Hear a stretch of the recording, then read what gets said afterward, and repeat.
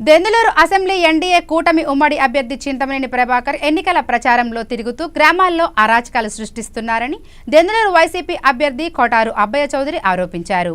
5 ఏళ్ల పాటు ప్రశాంతంగా ఉన్న నియోజకవర్గాన్ని మళ్లీ వెనక్కి తీసుకువెళ్తున్నారని, దౌర్జన్యాలకు పాల్పడుతున్నారని అన్నారు.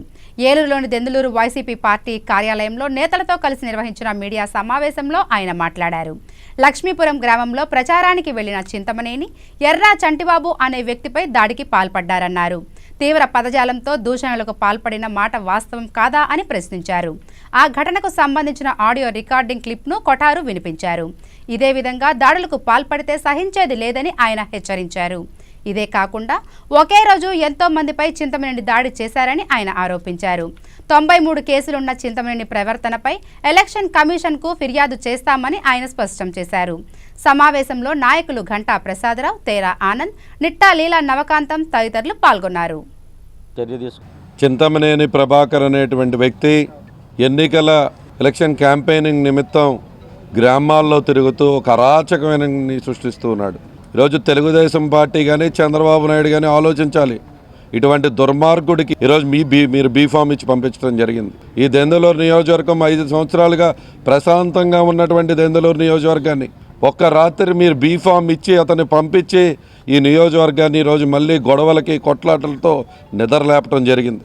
నిన్న ఒక్కరోజు అతను చేసినటువంటి ప్రచారం, అతను చేసినటువంటి అరాచకం ఈ నియోజకవర్గంలో అంతా ఇంత కాదు.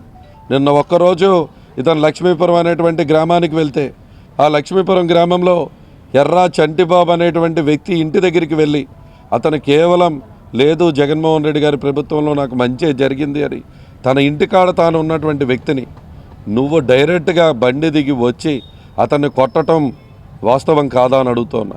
అతని పైన చేసుకోవటం వాస్తవం కాదా అని అడుగుతున్నా. వాళ్ళ అమ్మగారిని చెప్పలేని విధంగా దూషించటం వాస్తవం కాదా అని అడుగుతున్నా. ఈరోజు అతన్ని కొట్టడమే కాకుండా అతన్ని నేను శాసనసభ్యుడిగా పోటీ చేస్తున్నాను కాబట్టి లేకుంటే నీ పేగులు తీసేస్తాను, పేగులు పీకేస్తాను అనేటువంటి భాష నువ్వు మాట్లాడటం జరిగింది. అతని మీద దాడి చేసి అతన్ని కొట్టి తన ముక్కు మీద కొట్టి, చెస్ట్ మీద కొట్టి, ఛాతి మీద కొట్టి, కడుపు మీద కొట్టి మళ్ళీ వాళ్ళని కొట్టండ్రా అని ప్రేరేపించి తన్ని బూతులు తిట్టి పేగులు లాగేస్తానని మాట్లాడుతుంటే ఎవడ పేగులు లాగేస్తా అంటే నువ్వు శాసనసభ్యుడిగా పోటీ చేస్తేనే పేగులు లాగేస్తే మేమందరం చూస్తూ ఊరుకుంటాం అనుకున్నావా? ఏమనుకుంటూ ఉన్నావు నువ్వు?